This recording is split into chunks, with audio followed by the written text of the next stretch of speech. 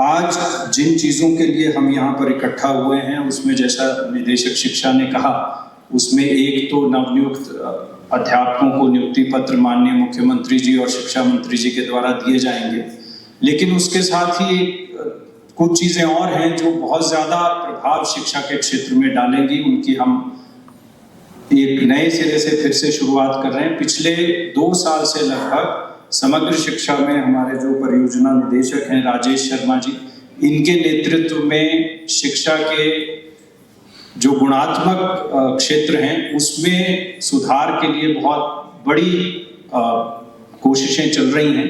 उसका परिणाम ये है कि आज हम geo tag, geo fence smart attendance for teachers, उसको भी लॉन्च कर रहे हैं। हालांकि माननीय मुख्यमंत्री जी के द्वारा कुछ बहुत सारा जो कागजी काम है जो अध्यापकों को ही करना पड़ता है, उससे उनको छुटकारा मिल सके और एक डिजिटल सॉफ्टवेयर ड्रिवन सिस्टम जो एविडेंस बेस्ड डिसीजन मेकिंग को भी आगे जाके मदद करेगा हमें, उसको हम कर पाएंगे।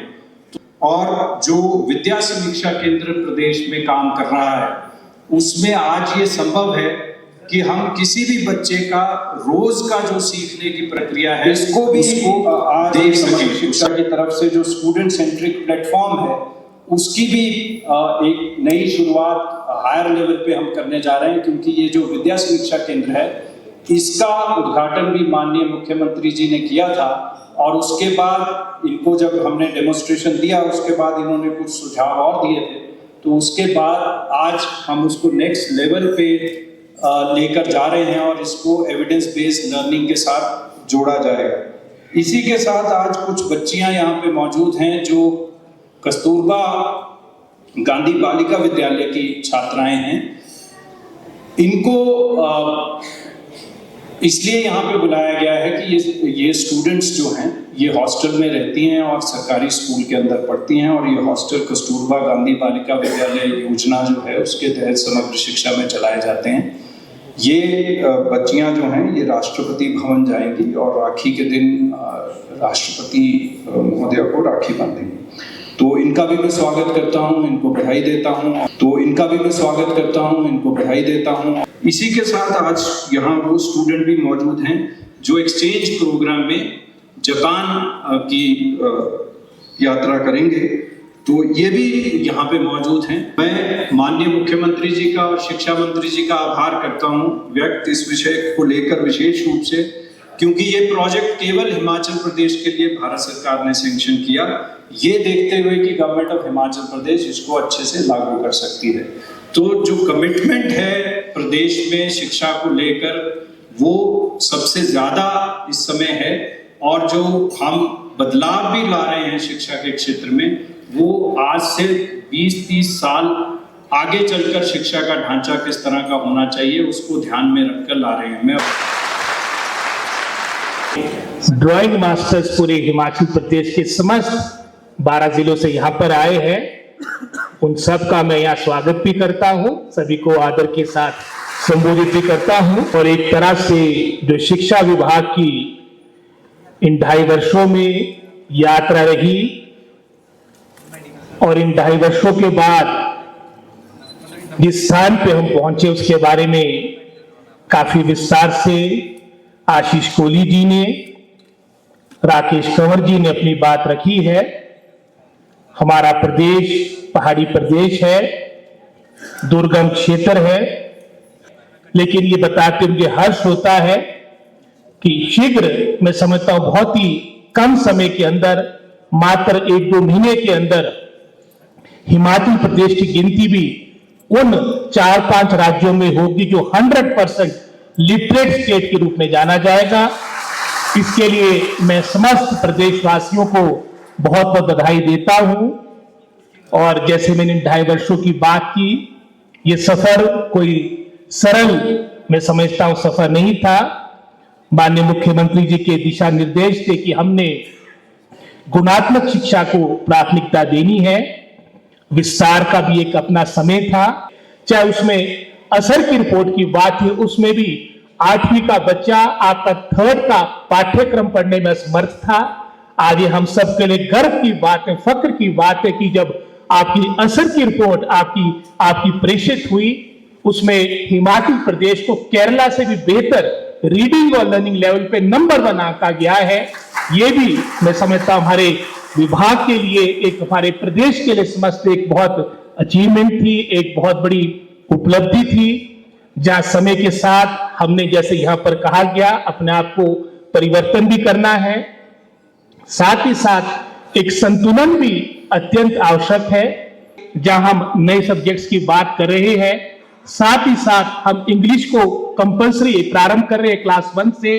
साथ ही साथ हिमाचल, हमारा जो पहाड़ी प्रदेश है, यहाँ की जो हमारे लोकल डायलेक्ट्स है, जो हमारे यहाँ की लोकल बोलियां है, आने वाले समय में विलुप्त ना हो जाए, इसके लिए भी सरकार ने, इसके लिए भी हमारे विभाग ने निर्णय लिया है कि जो हमारा बैच फ्री डे आपका शनिवार का होगा, आधे घंटे के लिए जो हमारी, मैं समझता, संवाद हमारे टीचर्स का, हमारे बच्चों का होगा, वो वहां की स्थानीय लोकल बोली पे होगा। लेकिन नहीं तो आने वाले कुछ समय के बाद हमारी, चाहे वो सिरमौरी की बात हो, चाहे वो कांगड़ी की बात हो, चाहे हमारी चंबा चंबियाली की बात हो, जितने भी हमारे हजारों साल से हमारे जो डायलेक्ट्स थे वो खत्म हो जाएंगे।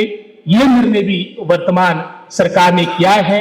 यहाँ पर हमारे आज, जहां हमारे ड्राइंग मास्टर्स लगभग कोई 312 के आसपास आपको माननीय मुख्यमंत्री जी के द्वारा नियुक्ति पत्र दिए जाएंगे, और काफी समय से ये कार्य लंबित पड़ा था। इसके लिए मैं आपको ढेर सारी बधाई देता हूं।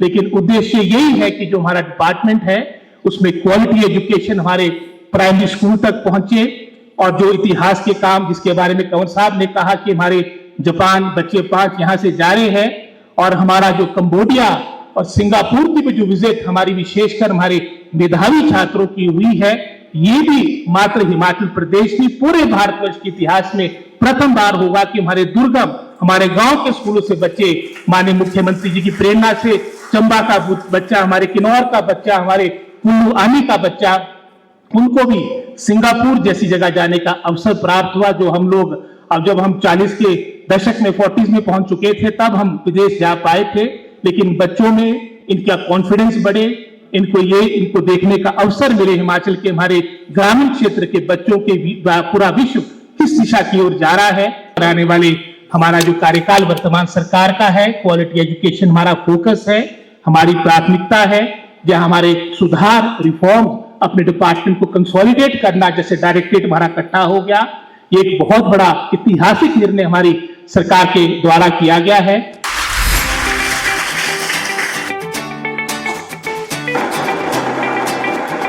मुख्यमंत्री जी को अवगत करवाना चाहूंगा।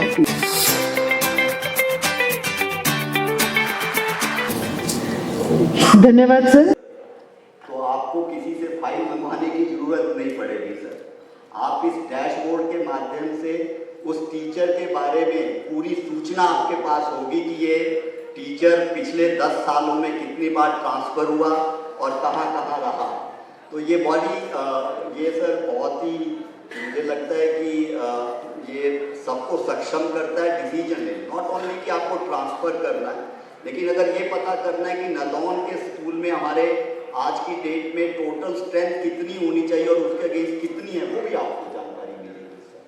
परख में हम कहाँ पे, ये भी आपको जानकारी मिलेगी सर। आपका नैश हुआ उसकी भी जानकारी, तो तमाम जानकारी है सर, वो आपके क्लिक ऑफ बटन पे आपके पास है।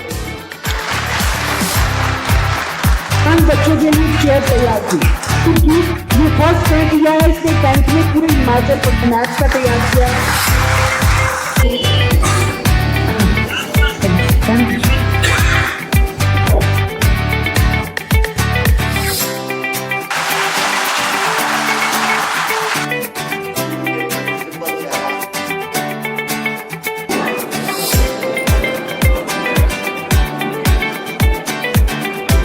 बिलासपुर के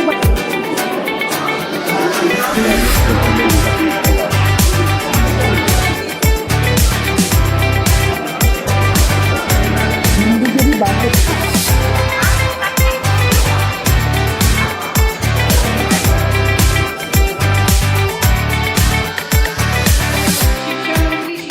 को डील लिखी जाती। 2.5 साल पहले आपके आशीर्वाद से कांग्रेस की सरकार बनी। हमने पहले ही महीने में पूरे राज्य का आकलन किया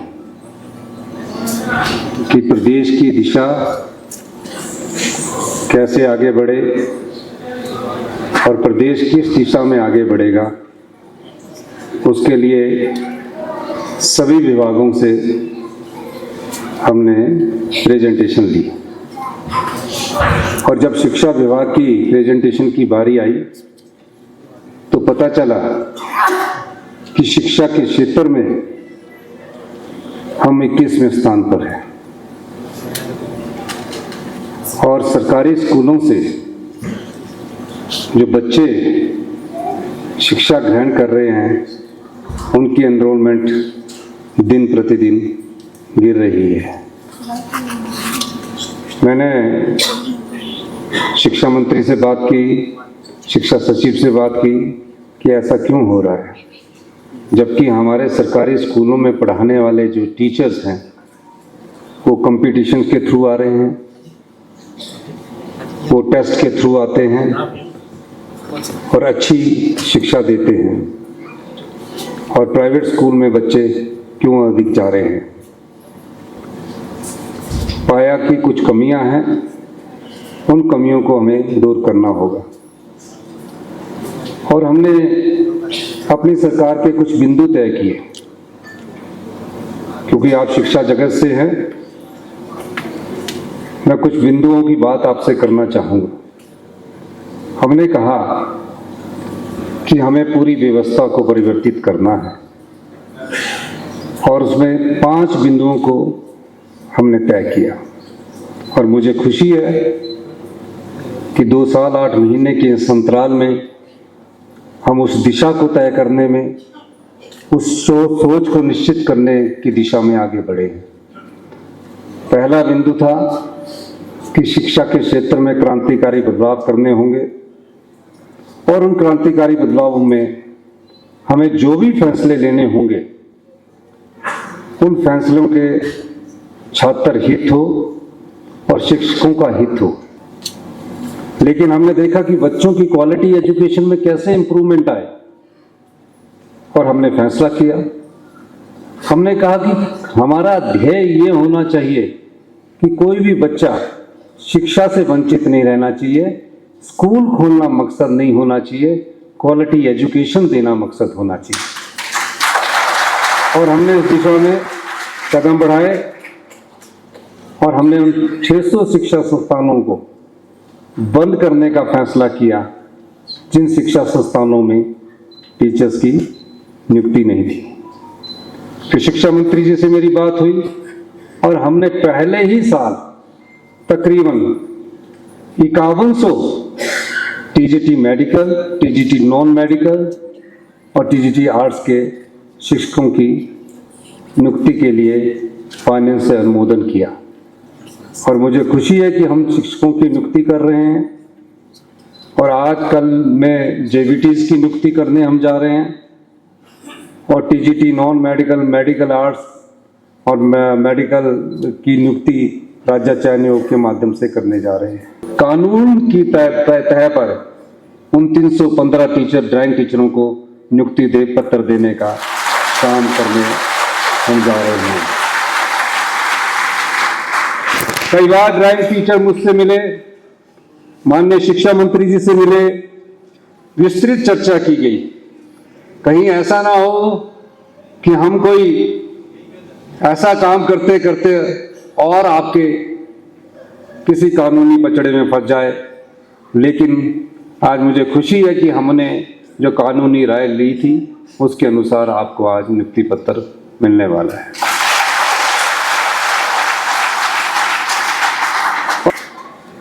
और उसके बाद जब हमारे शिक्षा के क्षेत्र में हमने देखा गया कि हमारी बेसिक एजुकेशन में कहां कमजोरी है, उस बेसिक एजुकेशन की कमजोरी को कैसे दूर किया जाए, 2.5 साल की मेहनत के बाद आज मुझे ये बताते खुशी हो रही है कि पूरे देश में हमने पहली रैंकिंग प्राप्त की है।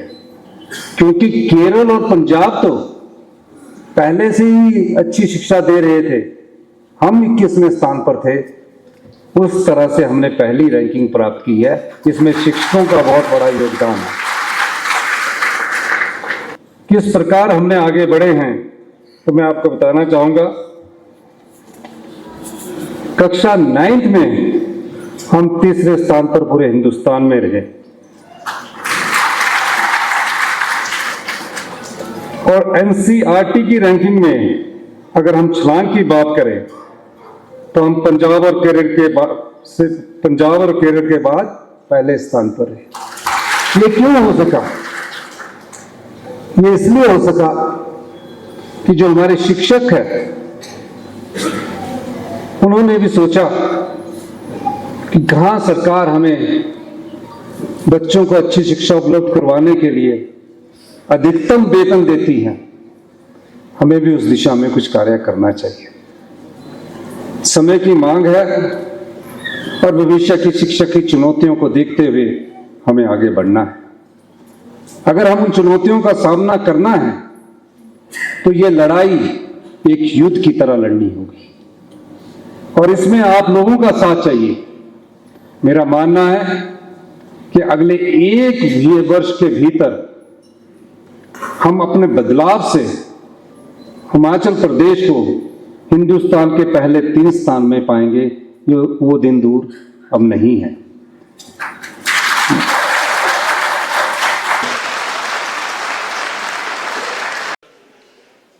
माननीय मुख्यमंत्री जी, आपका इस सभागार में इस कार्यक्रम में सादर, सहर्ष और आत्मीय आपकी उपस्थिति हमारे लिए मात्र एक सम्मान नहीं बल्कि प्रेरणा का स्रोत है।